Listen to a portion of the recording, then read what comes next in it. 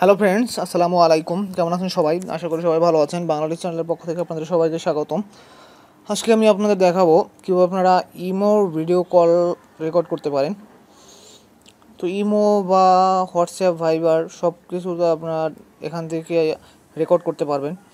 So friends, তাহলে চলে যায় আপনাদেরকে দেখাই আমি কীভাবে করবেন। সেক্ষেত্রে আপনাকে একটা অ্যাপস ডাউনলোড করতে হবে। প্লে স্টোর থেকে একটা অ্যাপস ডাউনলোড করে নিতে হবে। প্লে স্টোর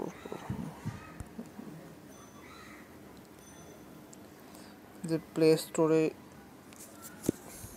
গিয়ে সার্চ করবেন imo video recorder, imo call recorder. এই যে ইমো কল রেকর্ডার লিখে সার্চ করলে এই যে ইমো ভিডিও কল রেকর্ডার নামে এই যে 3 নম্বরে যে অ্যাপসটা আছে, সিরিয়ালটা সবসময় এরকমের নাও থাকতে পারে, উপর নিচে থাকতে পারে। সো আপনি এটাই ডাউনলোড করবেন। এটা ডাউনলোড করার পরে আপনার যা করতে হবে, এটার ডাউনলোড লিঙ্কটা আমার ভিডিও ডিসক্রিপশন বক্সে দিয়ে থাকবে, আপনি ওখান থেকে ডাউনলোড করে নিতে পারেন। জাস্ট আপনি এটা ওপেন করবেন। এই যে এটা ওপেন করার পর এই যে দেখেন এরকমের একটা অপশন আসবে। এই যে এখান থেকে এখানে যদি ক্লিক করেন তাহলে এই যে ভিডিওগুলো দেখেন, আমি এই যে ট্রাই করছিলাম একটু আগে, যে অনেকগুলো এখানে 4টা ভিডিও করা আছে। তো আপনি এই অ্যাপসটার ভিতরে ঢুকলেই দেখেন, এখন যদি আপনি মিনিমাইজ করে এই অ্যাপসটা থেকে বের হয়ে যান, এই যে দেখেন তারপরে এই আইকনটা, এটা কিন্তু আপনার এই যে এটা রয়ে আসছে। সো আপনি ইমোতে যখন কারোর সাথে কথা বলবেন, ইমোতে কারোর সাথে কথা বললে আপনি জাস্ট এই যে ইমোতে চলে যাবেন। ইমোতে আপনি কল দেওয়ার আগে আপনি এই যে আইকনটা, জাস্ট এখানে শুধু একটা ক্লিক করবেন। আমি এখন ক্লিক করলে হবে না, কারণ আমার এই স্ক্রিনটা অলরেডি রেকর্ড হইতেছে। সো একসাথে দুটা তো রেকর্ড হবে না। আমার যেহেতু স্ক্রিনটা রেকর্ড হইতেছে, যে কারণে আমার এটা এখন আর রেকর্ড হবে না। সো আমি না হলে আপনাদের দেখাতে পারতাম।